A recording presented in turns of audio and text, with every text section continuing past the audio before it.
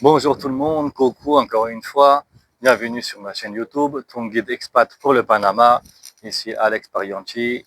Alors cette fois-ci on va continuer avec nos vidéos, on est ici dans un rooftop, derrière moi on voit le Megapolis qui était le Hard Rock Hotel, ici on peut voir le Tornillo, on peut y voir ici justement, qui est à Calle 50, des immeubles les plus populaires du Panama.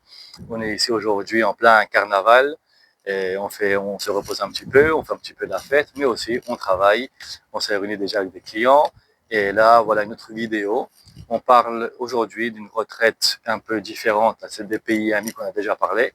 On parle de la retraite de, on va dire, pensionado, de retraité.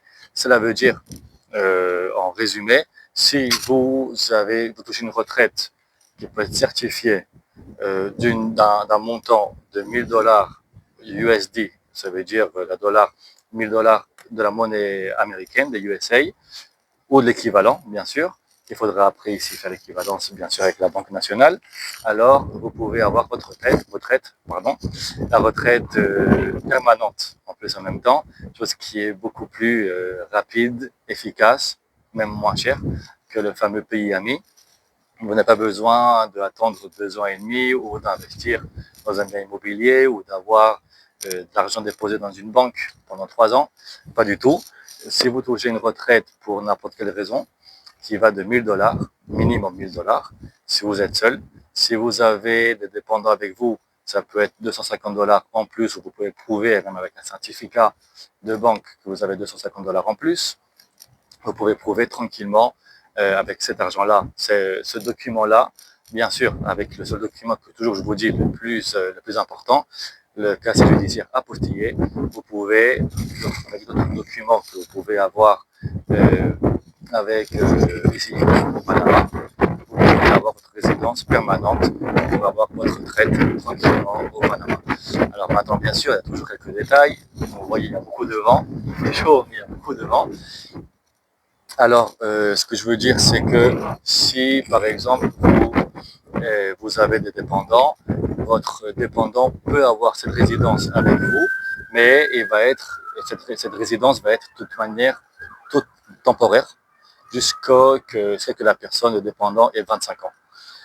Cette personne-là ne va pas avoir une résidence de retraité ou de pensionnat ou de pensionné parce qu'il n'a pas de pension, c'est juste indépendant. Une personne qui est dépendante de la famille. Alors, de toute manière, il faut toujours voir quoi faire avec ce dépendant-là, mais de toute manière, jusqu'à 25 ans, cette personne-là est tranquille pour avoir sa résidence. Quoi en plus, à savoir en plus, oui, très important. Et ce sont des détails qui sont importants, non, à savoir, si vous allez investir dans un bien immobilier d'un montant de 100 000 $ minimum, 100 000, 1 0 0 1000, 100 000 $, pas 300 000 ou 200 000, de 100 000 $, vous pouvez démontrer que vous touchez une pension de 750 $ et pas de 1000 $. Avec cela, vous pouvez avoir tranquillement aussi votre retraite et votre résidence permanente au Panama. C'est un type de résidence qui est très bien. Vous ne payez pas d'impôt du tout sur cette retraite. Vous pouvez la toucher directement sur la banque ici. Je pense de mémoire que l'ambassade de Panama, de France au Panama, le consulat travaille avec Banismo, mais je pense que si vous avez d'autres, peut-être je me trompe sur cette partie-là, s'il y a d'autres banques, je pense qu'ils sont ouverts à vous transférer directement dans une autre banque qui est du Panama, du pays. De toute manière, c'est facile d'ouvrir un compte en banque à Banismo, une banque des plus solides ici au Panama, une des plus grandes et plus de trajectoire ici au Panama. C'est une des banques que je recommande aux gens, bien sûr, d'ouvrir un compte en banque là-bas. Euh, alors, c'est facile. Vous allez toucher votre retraite au Panama. Le consulat va savoir que vous êtes ici parce qu'avec votre résidence, vous allez, au Panama bien sûr, vous allez informer et notifier le consulat français que vous êtes maintenant français à l'étranger. Que ce soit même, quand je dis France, toujours je dis la même chose.